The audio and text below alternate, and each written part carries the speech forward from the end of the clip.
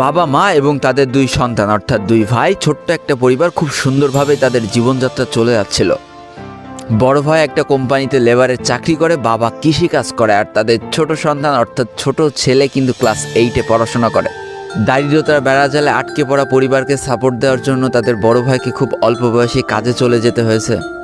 এই জন্য বড় ভাইয়ের পড়াশোনাটা ঠিকমতো হয়ে ওঠেনি। তবে বাবা মার একটাই স্বপ্ন ছিল যে তাদের ছোট সন্তান অর্থাৎ ছোট ছেলে যাতে উচ্চশিক্ষায় শিক্ষিত হয়।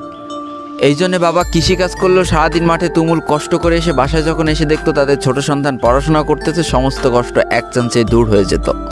আর তাদের ছোট সন্তান পরিবারে অভাব দেখতে দেখতে বড় হচ্ছে, তো তাই সে একটা সময় ঠিক করেই ফেলে যে তাকে অনেক বড় হতে হবে, লেখাপড়া করে অনেক বড় মানুষের মতো মানুষ হতে হবে।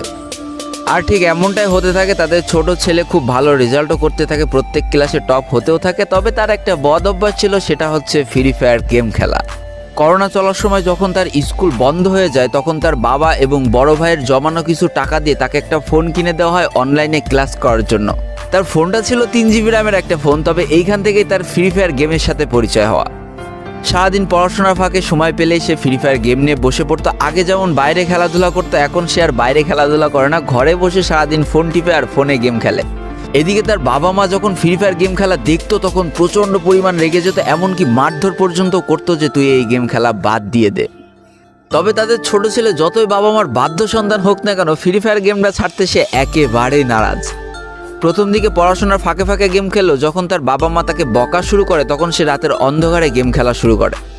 তবে বন্ধুরা, বলে রাখা ভালো, সে কিন্তু তার পড়াশোনা একেবারেই ঠিক রেখেছিল, অর্থাৎ গেমের কোনো কালো ছায়া পড়াশোনার উপরে কোনোদিনই সে পড়তে দেয়নি, যার কারণে তার রেজাল্টটা মোটামুটি ভালোই হতো। এতদিন পর্যন্ত পরিবারের সব কিছু ঠিকঠাকই ছিল। এবার আস্তে আস্তে পরিবারটা একটু একটু করে ভাঙতে শুরু করবে। পরিবারের সকলের সম্মতিতে পরিবারের বড় ছেলের সাথে পাশের গ্রামের একটা মেয়ের বিবাহ সম্পন্ন করা হয়। আর যেন বিবাহের কয়েক মাস যেতে না যেতে বড় ভাইয়ের পরিবর্তন লক্ষ্য করতে শুরু করা যায়। এতদিন ছোট ভাইয়ের পড়াশোনা খরচ বড় ভাই আর বাবা মিলে চালিয়ে আসলো, এখন আর বড় ভাই কিন্তু ছোট ভাইয়ের পড়াশোনা খরচ দিতে রাজি হয় না। তবে তাতেও খুব একটা ফারাক পড়ে না, কারণ তাদের বাবা এখনও শক্তভাবে তাদের পরিবারটাকে ধরে রেখেছে, অর্থাৎ বাবা কিন্তু কৃষিকাজ করে তাদের পরিবারটা খুব সুন্দরভাবে চালিয়ে নিচ্ছিল। তবে বলে রাখা ভালো, হাতের 5টা আঙুল যেমন এক হয় না, পরিবারের প্রত্যেকটা সন্তানের মন মানসিকতাও কিন্তু এক হয় না। কিছুদিন পর বড় ভাই পুরোপুরি আলাদা হয়ে যায়, তার বউকে নিয়ে নতুন করে সংসার তৈরি করে। এমনকি একটা পর্যায়ে যে বড় ভাই তার পরিবারকে অস্বীকার করে দেয়, অর্থাৎ একটা টাকাও আর পরিবারে দিত না, সমস্ত টাকা সে নিজের সংসারেই খরচ করত। 4 জনের পরিবারটা ভেঙে যে এখন 3 জনের পরিবার হয়ে গেল, বাবা মা আর তাদের ছোট সন্তান। এখন পুরো পরিবারের দায়িত্বটা বাবার উপরে পড়ায়, দিনরাত 24টা ঘন্টা হাড় ভাঙা খাটুনি করা শুরু করে দেয় তাদের বৃদ্ধ বাবা। এদিকে তাদের ছোট সন্তান সবটা কাছ থেকে দেখে অনেক কষ্ট পেত, তারপরেও তার করার কিছুই ছিল না, তাকে পড়াশোনাটা চালিয়ে যেতেই হবে, কারণ বাবা মার একমাত্র স্বপ্ন তাকে পড়াশোনা করে মানুষের মতো মানুষ হতে হবে। এদিকে বলে রাখা ভালো, পড়াশোনার পাশাপাশি কিন্তু সে ফ্রি ফায়ার গেমটা অনেক ভালো মতো খেলা শিখে গিয়েছিল। তার 3 GB র্যামের ফোন একটু ল্যাগ দিলেও মোটামুটি ভালোই খেলা যেত, স্মুথ গ্রাফিক্সে। এমনকি সে আস্তে আস্তে টুর্নামেন্ট খেলাও শুরু করে। আর এখান থেকে যে টাকায় পেত, 50 টাকা, 100 টাকা, 200 টাকা যা পেত, সেই টাকাতে তার পরীক্ষার বই খাতা কিনতো, যাতে তার বাবার একটু কম পরিশ্রম করা লাগে, কম খাটনি করা লাগে। হায় রে, পরিবারের বড় ছেলে পরিবার থেকে আলাদা হয়ে গেল, আর ছোট ছেলে চিন্তা করছে বাবার কিভাবে কষ্ট কম করা লাগবে।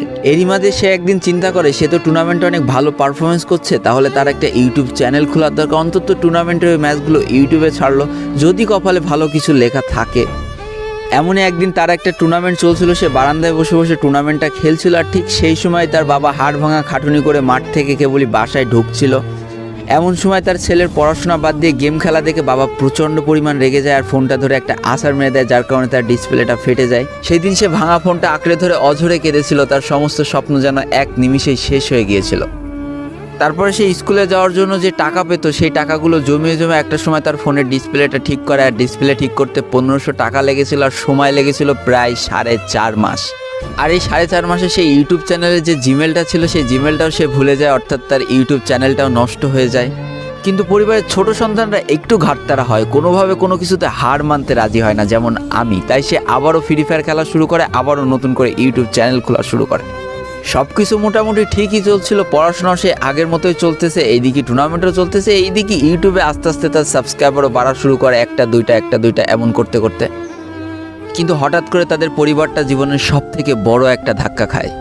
যেহেতু তাদের বাবা কৃষিকাজ করে তাদের পরিবার চালাতে হিমশিম খাচ্ছিল, পরিবারে এত প্রেশার, 24 ঘন্টা হাড় ভাঙা খাটুনি করতে করতে একটা দিন হঠাৎ করে উনি প্যারালাইসিস হয়ে যায়। তার ডান পাশের হাত এবং পা পড়ে যায়, যার কারণে সে একেবারে অক্ষম হয়ে পড়ে। আর এটাই ছিল তাদের পরিবারের সবথেকে বড় কালো অধ্যায়। তবে সবথেকে কষ্টের ব্যাপার কি ছিল জানো? পরিবারের এত খারাপ সময়ও তাদের বড় ভাই কিন্তু তাদের পাশে এসে দাঁড়ায় না। এবার শুরু হয় তাদের পরিবারে আসল কষ্ট। না ছোট ছেলের পড়ার টাকা আছে, না বাবার ওষুধ কেনার টাকা আছে, না তাদের 3 বেলা ঠিকমতো খাবার টাকা আছে। কি আর করবে, পরিবারে এই অসহায় অবস্থা দেখে না খেয়ে তো মরা যায় না, তাই তাদের মা লোকের বাসায় কাজ করা শুরু করে দেয়। কিন্তু কাজ করে 3 বেলা খাবার জোটানো গেলেও বাবার ওষুধ আর সন্তানের পড়াশোনার খরচ চালাইতে হিমশিম খাচ্ছিল তাদের মা। ঠিক এই সময়টায় পরিবারের ছোট ছেলে সারাদিন চিন্তা করতে থাকে যে আসলে তার কি করা উচিত, কি করলে পরিবারের সবাই ভালো থাকবে, কি করলে বাবার ওষুধ কেনার টাকা সে জোগাড় করতে পারবে, কি করলে বাবা মার স্বপ্ন পূরণের জন্য সে পড়াশোনা করতে পারবে। তার সামনে শুধু একটা অপশনে খোলা ছিল, সেটা হচ্ছে ফ্রি ফায়ার গেমটা। কি আর করবে, সারাদিন সে পড়াশোনা করতো আর সারা রাত ফ্রি ফায়ার গেম খেলে খেলে ভিডিও আপলোড করা শুরু করে ইউটিউবে। তোমরা শুনলে অবাক হয়ে যাওয়া, 24টা ঘন্টার মধ্যে সে মাত্র 4.5 ঘন্টা ঘুমাতো। দিনের বেলা স্কুলে থাকতো, স্কুল থেকে এসে সে একটা চার দোকানে কাজ করতো, চার দোকান থেকে বাসায় এসে পড়াশোনা করতো, পড়াশোনার পরে রাত্রেবেলা ফ্রি ফায়ার গেম খেলে ভিডিও আপলোড করতো। সৃষ্টিকর্তা হয়তো তাদের কষ্টটা দেখেছিল, তাই তার বেশি দিন কষ্ট করা লাগেনি। 4.5 মাসের মাথায় তার একটা ভিডিও ভাইরাল হয়ে যায়। ব্যাস, লাইফের মোড়টা এইখান থেকে ঘুরে গিয়েছিল। তোমরা সকলে জানো একটা ভিডিও ভাইরাল হলে আসলে কি হয়। সব জায়গায় তার নাম ছড়িয়ে যায়, মানুষ আস্তে আস্তে তার ভিডিও দেখতে শুরু করে, তাকে পছন্দ করতে শুরু করে, তার গেম প্লে ভালো লাগতে শুরু করে। একটা সময় সে একটা ভালো প্লেয়ার হয়ে যায়। আর সে জীবনের প্রথম পেমেন্ট পেয়েছিল 12,500 টাকার, যেখান থেকে 7,000 টাকার তার বাবার জন্য ওষুধ কিনে দিয়েছিল আর বাকি টাকাটা তার আম্মুর হাতে তুলে দিয়েছিল। তারপর থেকে তার মাসিক বেতন কখনো ওই 12,000 টাকার থেকে কমেনি, বাড়তে বাড়তে বাড়তে বাড়তে একটা সময় তার মাসিক বেতন দাঁড়ায় 1 লাখ টাকা, যেটা ছিল তাদের পরিবারের জন্য অবিশ্বাস্য একটা ব্যাপার। যেই পরিবারটা না খাতে পেয়ে প্রায় মরার মতো অবস্থা হয়ে গিয়েছিল, সেই পরিবারটা আজকে কোথা থেকে কোথায় যে দাঁড়ালো।